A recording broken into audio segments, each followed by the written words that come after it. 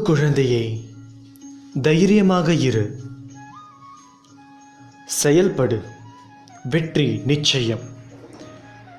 நான் உனக்கு அடிக்கடி கூறுவது, வாழ்வில் வரும் இன்ப துன்பங்களை சமமாக நீ ஏற்றுக்கொள்ளத்தான் வேண்டும். உதாரணத்திற்கு, நீ ஒரு போட்டியில் பங்கேற்கிறாய் என்று வைத்துக்கொள்வோம்.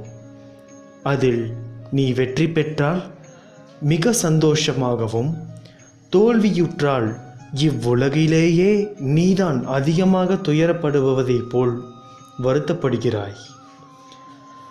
இரண்டையும் சமமாய் எடுத்துக்கொள்ளும் பக்குவம் உன்னிடத்தில் வந்தால்தான் உன்னால் வாழ்க்கையில் மனம் தளராது பயணிக்க முடியும்.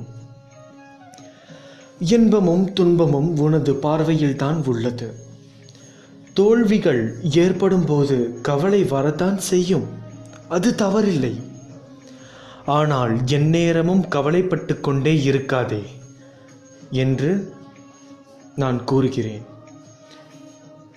கோபம், வருத்தம், விரக்தியில் இருக்கும்போது எதற்காகவும் அவசரப்பட்டு விடாதே. மனதைரியத்தோடும் நேர்மையாகவும் உள்பூர்வமாக நிதானமும் யோசித்து செயல்படு. வாழ்வில் நீ விரும்பும் லட்சியத்தை அடைய பொறுமையாகவும் நம்பிக்கையாகவும் சகிப்புத்தன்மையுடையும் தான் முடியும். எதற்காகவும் அஞ்சாதே. உன்னோடு உன் குடும்பத்தோடும் உன் சாயப்பா நான் இருக்கிறேன் நிழலாக, என்றும் உனக்காக நீ செல்லும் இடமெல்லாம். நான் இருக்கிறேன் நிழலாக என்றும் உனக்காக நீ செல்லும் இடமெல்லாம். உனக்கு எல்லா சூழ்நிலைகளிலும் நான் துணை நிற்பேன். என் வார்த்தைகள் மீது நம்பிக்கை வைத்து செயல்படு. வாழ்க்கையில் நீ உயர்ந்த நிலையை அடைவாய்.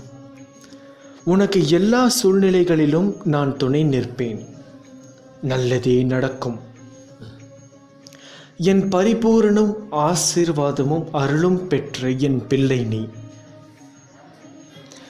எல்லா சுமைகளையும் என்னிடம் தந்துவிட்டு தைரியமாக போய்கொண்டே இரு.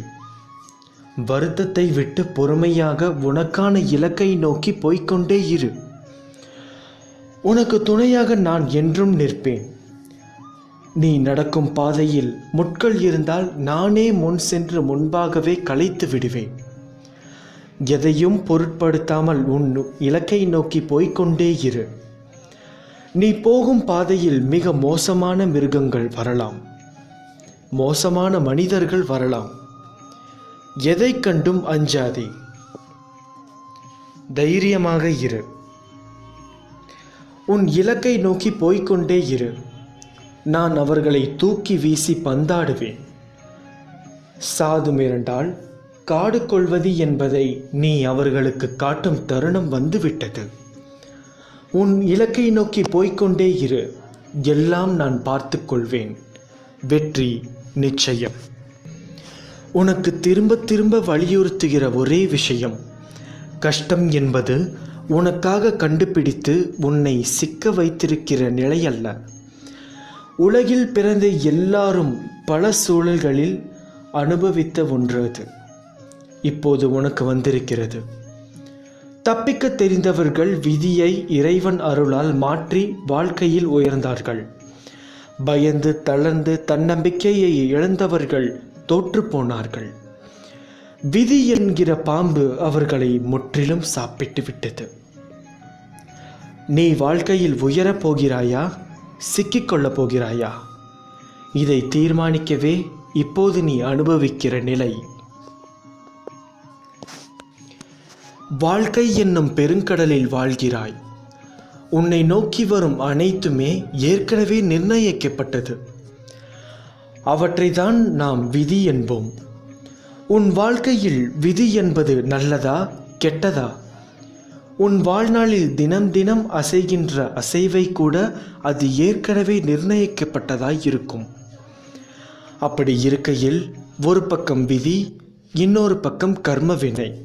இவை இரண்டும் தான் இன்று ஏற்பட்டுள்ள உன் சூழ்நிலைக்கு காரணம். இவற்றில் இருந்து நீ மட்டும் அல்ல, எவரும் தப்ப முடியாது. ஆனால் நீ என் பார்வைக்கு திரும்பினால் உன் வாசத்தை நான் கைப்பற்றி உனக்கான அனைத்து சிக்கல்களில் இருந்தும் உன்னை காப்பேன். உன்னுள் இருக்கும் நான் என்ற கேள்விகளுக்கு நீ எந்த நேரத்தில் என் சாயப்பா என்று சொல்கிறாயோ அப்போது முதல் நீ முக்தி என்ற ஞானத்தின் மீது சவாரி செய்ய போகிறாய் என்று அர்த்தம். மேலே நான் சொன்ன அந்த 2 பேர் யார் என்று தானே நீ யோசிக்கிறாய்? உன் மனம், புத்தியும் உன் மனமும் தான். இவற்றை ஜெயித்தால் நீ வாழ்க்கையில் அர்த்தத்தை உணர்ந்து விட்டாய் என்றது அர்த்தம். உனக்கான வெற்றிக்கெல்லாம் ஆரம்பித்து விட்டது. இனி வரும் காலம் எல்லாம் வெற்றிதான். உன்னை விட்டு நான் விலகுவதும் இல்லை, விலகி போகும்படி நான் உன்னை செய்வதும் இல்லை. என் உயிரான அன்பு குழந்தைக்கு என்றும் துணை நின்று அரவணைப்பேன். நீ என் பிள்ளை பக்கத்தில் இருந்தாலும் தூரத்தில் இருந்தாலும் உன் மனிதன் ஓசையை நான் உன் சாய் தேவா நன்கு அறிவேன்.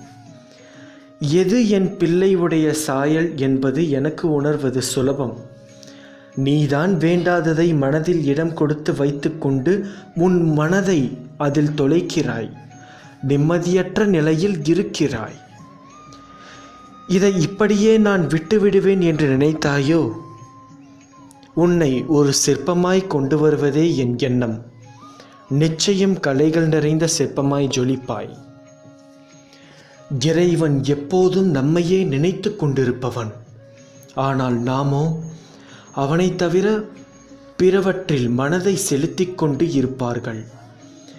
இதனால் அவன் மீது நமக்கு அன்பும் வருவதில்லை, ஐக்கியமும் ஏற்படுவதில்லை.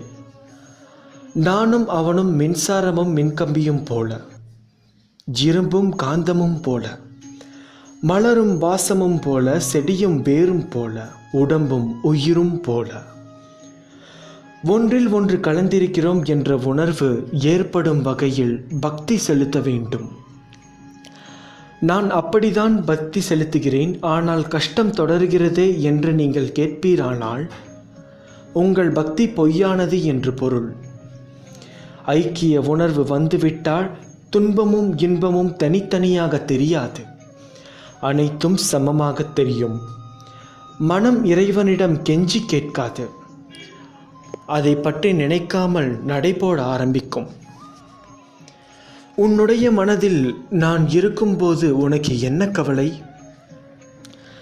ஏன் கவலையில் உன்னை நீயே உருக்கிக் கொள்கிறாய்? இவ்வளவு தூரம் உன்னை தேடி பிடித்து உன்னுடைய நல்வாழ்விற்காக பாடுபடும் என்னை நினைக்க மாட்டாயா?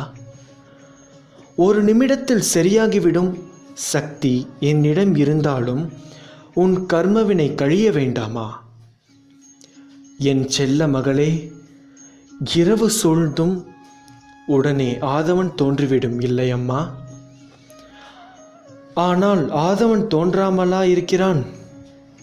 இரவு அப்படியே தொடர்கிறதா என்ன?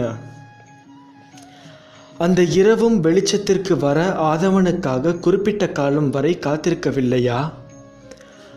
அதுபோல உனது கஷ்டங்கள் தீரும் நாள் ரொம்ப தூரத்தில் இல்லை அம்மா.